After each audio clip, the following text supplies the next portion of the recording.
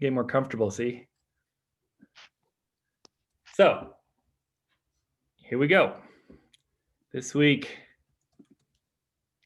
theme is marketing, including branding and sales and customer service, which is a big part of marketing, in my opinion.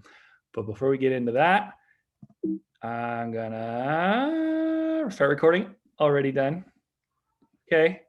This is the schedule for the typical day, but notice that I don't have pod breakouts. We're trying something different this week where we've got 3 special guests. 2 of them are mentors already, plus Magdalene, who are a lot more knowledgeable about this topic than me. So we're gonna have, instead of the pod breakouts by animals, you're gonna choose which of these specialists you want. You can rename your, so here's the different topics. We got Raymond, who is Harvey Mudd graduate. I'm not sure what year. He's gonna do this in a breakout room after my talk, marketing focused. Junk. And then, what else we got here? Sorry. We got Lori, who is a Harvard Med trustee and has run Beyond Marketing Solutions for lots of time. And she's doing one on brand, power of destruction of brand. And then we have also Magdalene from HubSpot, who's one of our partners where you get good stuff from HubSpot as a HMC Inc. person. And she's doing, talk about sales. So once I'm done here, we'll have 3 breakout rooms and you can pick which one. And there's also a new feature where you guys can pick your own breakout rooms. We'll see if that works. But if you don't get it, if you can't figure it out, just rename yourself to which one and I'll move you in. So yeah, so name yourself with your track you want to go in and the rest is the same instead of the pod, the animal pods. Got it? Got it. Reminder, we still have those Tuesday lunch clubs at 12:30. I'll send out the reminder again next Tuesday. That's just for one-on-one random meeting up with other HMC Inkers and possibly mentors. Also, we have the Wednesday afternoon mentor office hours, which are, I think, really good and important. And that's at hmcinc.com/OO or OH, depending how you want to spell hours. And a quick reminder. So we did the office hours well, really both times I've done them with all these different companies. And I feel like a good 80% plus have a plan of launching in like 6 months. And I think every single one of them I've talked with, it's like, I see a very good MVP that you could do and launch like in a week or 2. So I really recommend that because also one of the whole points of the way I'm doing HMC Inc. this time is to be able to sort of track you guys throughout this whole 2 months. And the quicker you launch and the more actual traction you get during this time, don't wait till like demo day to be like, okay, now I'm getting serious. You can get a lot done. You can go from nothing to millions of dollars in revenue in 2 months if you do the right stuff. So I know some of you are in school, but some of you aren't. Anyway, launch. Before we're now 4 weeks away from demo day. And because of that, if you want to participate in demo day, please send me via email, josh@hmcinq.com, your slide. It's easy. It's just one slide now before next Wednesday, which is, before office hours. So, and I had shared before a bunch of ones from YC examples, and I'm just going to go through 4 of them really quick here because it's not a lot of work. Well, do your slides, just do it in Google Slides. You can either download it as a PNG or JPEG and send it to me, or you can just share the Google slide to me. But here's some example ones. You put your company name, you put the like less than a sentence of what you are, and then the highlights, which are really your what kind of traction you have, how big it could be. They all kind of follow this pattern. Here's another one. It'd be great if you had a chart with, you've launched and you have actual numbers, but not, you have some kind of LOI or some kind of traffic to your website, anything. It's just name what you are, something about the team, something about what you've done, something about how big it is. This is really it. See, we're scientists. We're both scientists. Our second startup. Oh, okay. We already got a 50-person biotech team moved over, probably for free, but whatever. We have a 20K pilot with Fujifilm, but probably haven't got the 20K yet. It's a 7 billion market opportunity. Okay, I thought it was like one at a time. Stretching. Nick, please, dude. I haven't been in a while. I know. I was in Seattle. If I have to. Quarantine, yeah. So that. Bam! Done. Atomic, another one. Going live, founding team, some others. So that's it. That's it. So if you want to do demo day, send that to me by Wednesday. And then also, once I get that, I will give you access to all these credits if you want them. I'll send you the info on how to get signed up for all these things. Okay, let's get started. My quick talk, marketing, the market. So when I was young, I really thought marketing was just ads, advertisements on TV. But it's not just that. It is a lot of things. Here's sort of an old school thing that explains it all. The 4 Ps, product, price, promotion, and place. It's pretty straightforward there. I'm not going to read it to you, but your marketing is not just your advertising. It's not just the way you get the word out. It's everything, right? It's how you fit in the market. It's, do you have something people want? Is it at a reasonable price that provides value to them? And then promotion and how do they hear about it? And finally, place is probably the internet these days, especially with COVID, but you never know. There could actually be a physical component to it. An important thing is to have a niche. Okay, when you get into, I mean, I've talked about this already on just your whole idea, your whole company is really focus, get that MVP out. But there's a lot of benefits to having a niche or a niche, depending if you're American or French.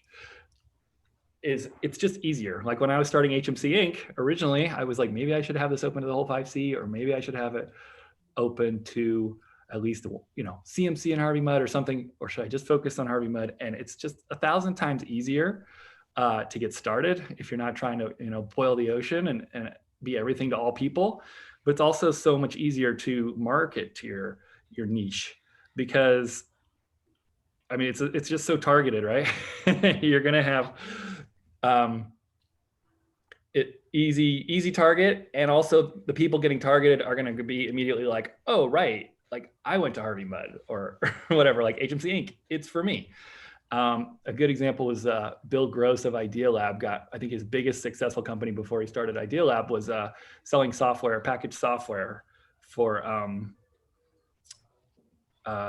educational software. And in the old days, there was such a limited supply of shelf space that everyone was just like, you know, it's elementary school math.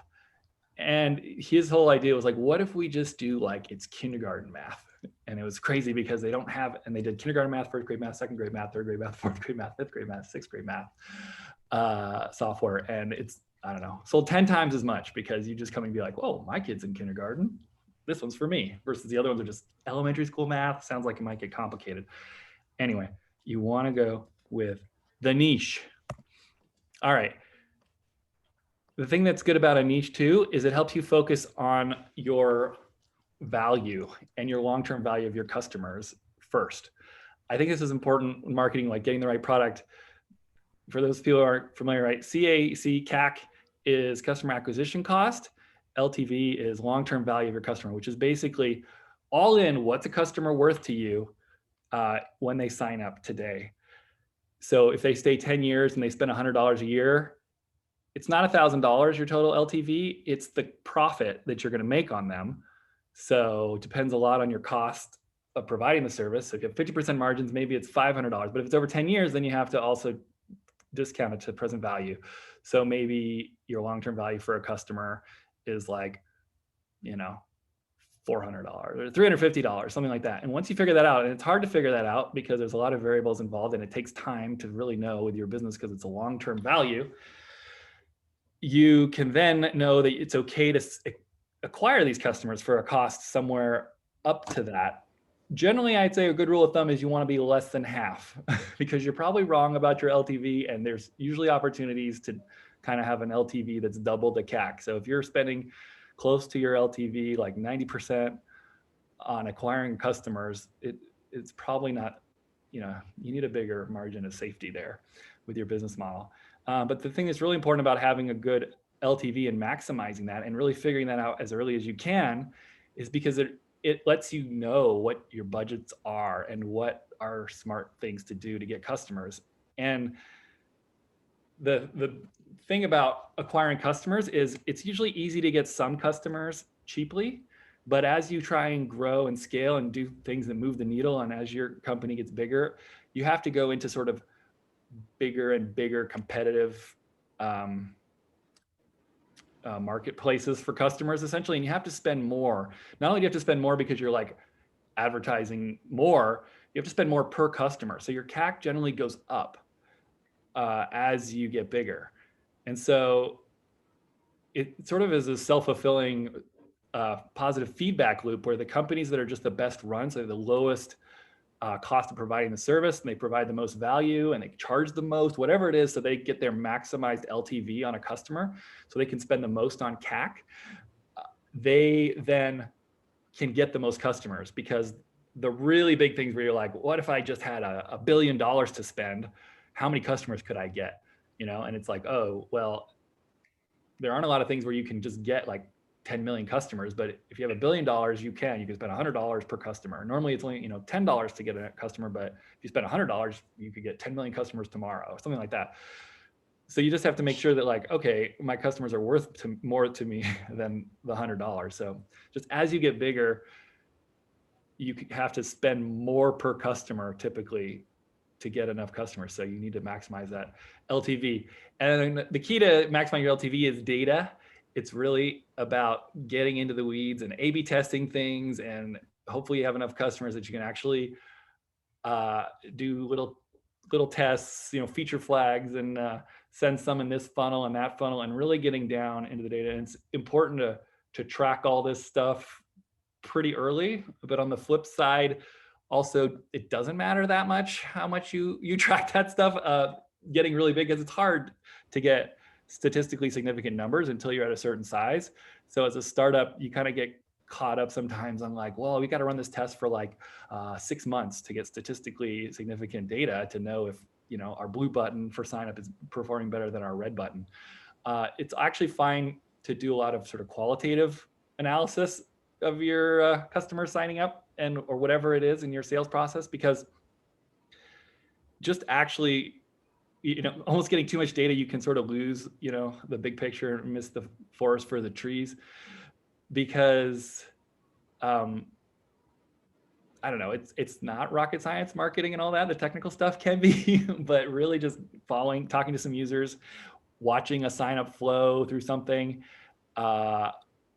will get you 90% of the way there in the early days. Really getting to that data and optimization stuff is important as you start getting to that kind of higher hanging fruit when your company's bigger and you're adding thousands of users a day and stuff like that, where you get enough data so quickly you can run these tests. But in the early days, it's fine. Even Google, I heard an anecdote of someone who worked there. They were trying to track changes to their front page, and obviously they just get billions of hits, right? And they're trying to see how users were like reacting with this little test they were doing. And there's almost too many confounding variables with browser, and location and time of day and all the stuff that is really hard.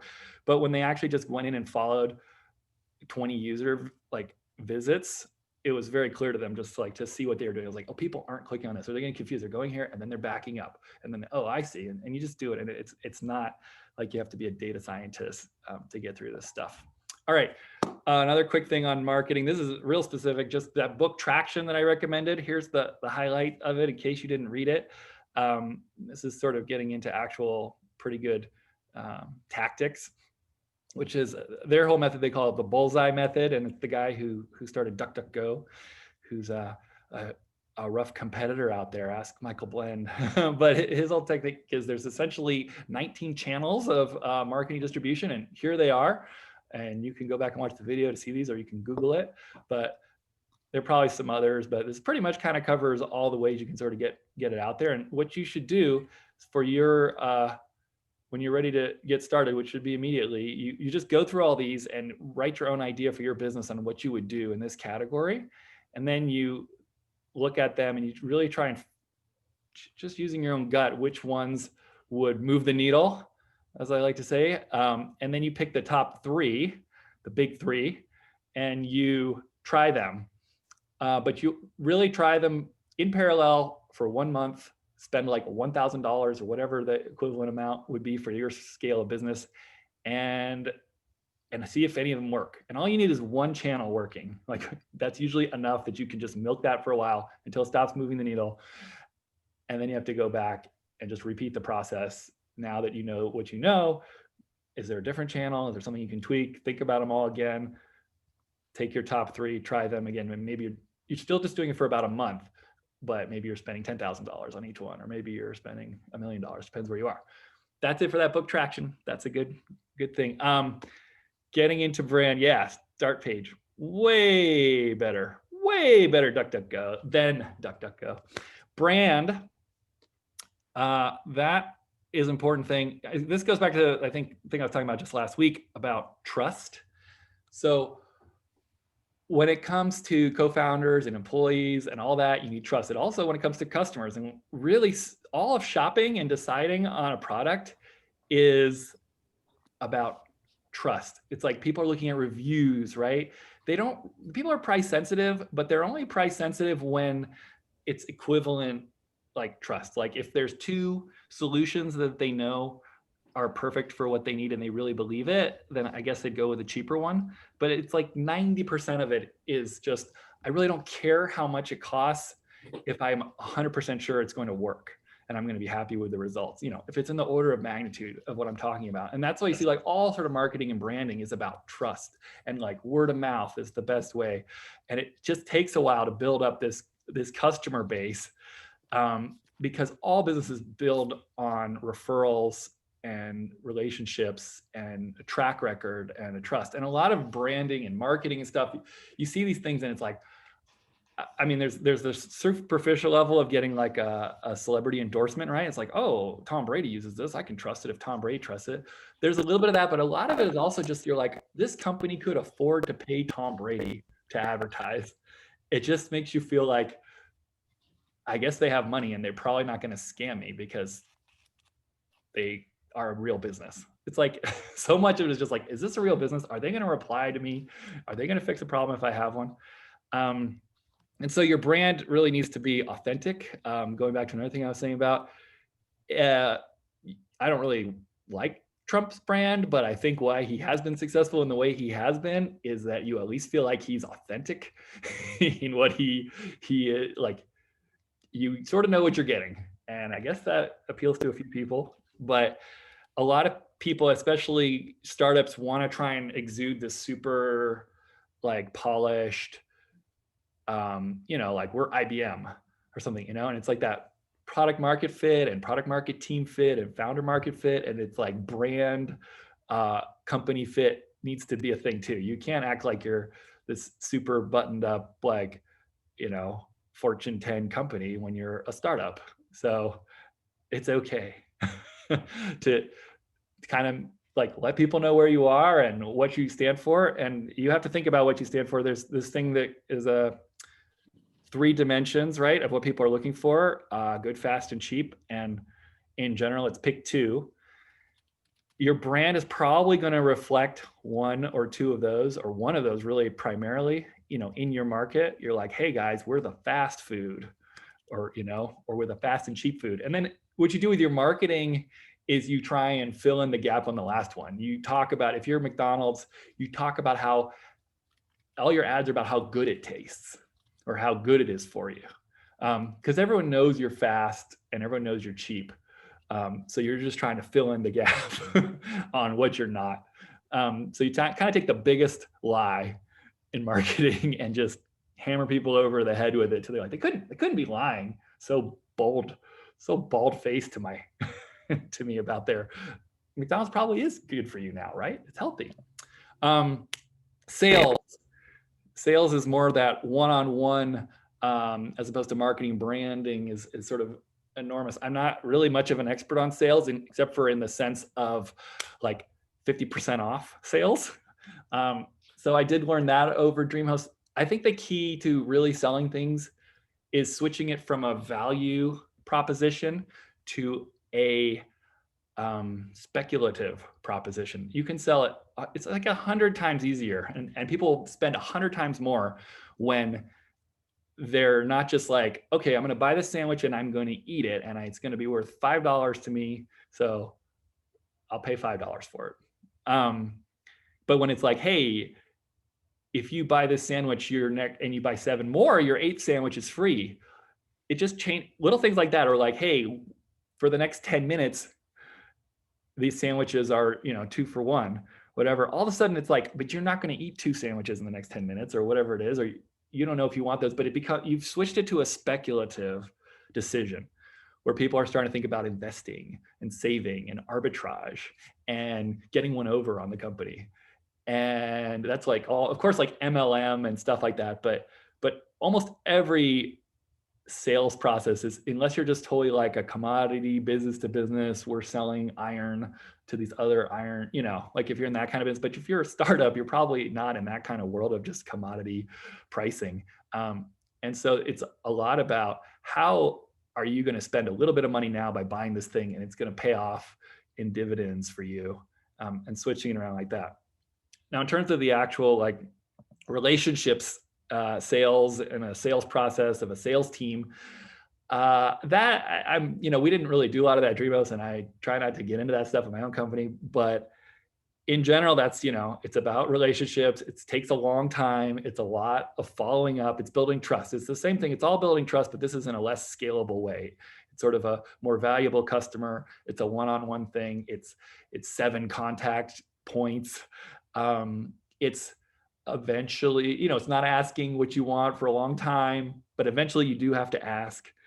And it's when you finally get a yes, you stop and you take it and you do the thing. And then you build that trust, and they will go to you next time and they'll buy more, and you'll follow up. And you're really like, don't think of it like, I got to sell to this person. It's just more like, hey, I'm going to be friends or business partners with this person for the next 20 years. So if you have that mindset, you'll be a good salesperson. And of course, it's about yes and getting things done and figuring out what their problem is. It's the same thing you're doing on a product level in your whole startup, but it's just to more like an individual.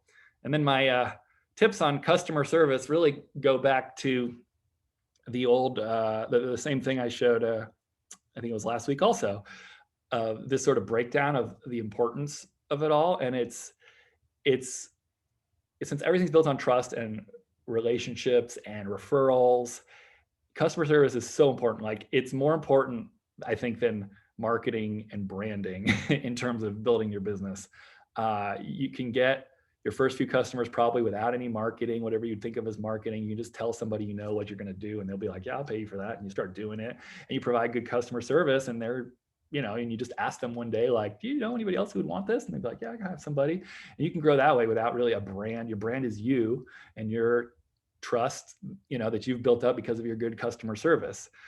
A couple little notes on customer service is, I would say, a good way to treat it in sort of a consumer-based thing. There's also, if it's a business to business and it's a big relationship, then it's more like a sales and it's a whole thing. But if it's like a many to one, you're getting emails coming in or phone type support, I like to think of it like it's your mom. Like, you should reply to emails that are like customer service or tech support, like you're replying to your mom.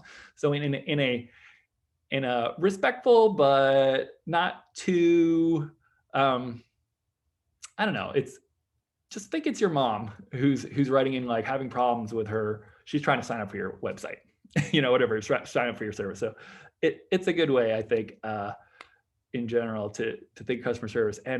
And really the customer is really always right. People are like, some of them are crazy, and sometimes you got to fire a customer, but you got to think of that. They're the real world. They're the data points that you need to understand. And if a lot of customers are crazy, then you got to remember that, like, okay, there's a lot of customers that are crazy. So what do I do about it? And not go after, like, this customer, oh my God, fuck down, whatever, cancel. Like, yeah, it's very, you can't have an ego. You got to have a lot of empathy.